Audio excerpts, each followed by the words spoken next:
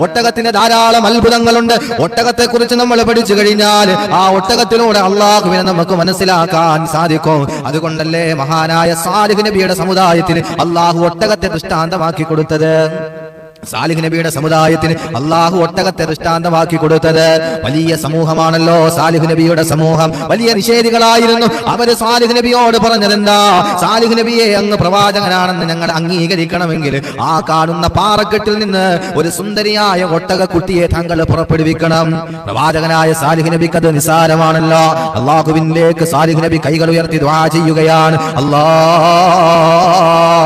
നിന്റെ ദൃഷ്ടാന്തം ഈ സമൂഹത്തിന് കാണിച്ചു കൊടുക്കണേ അല്ലാ. സാലിഹ് നബിയുടെ ദുആ അല്ലാഹു സ്വീകരിക്കുകയാ.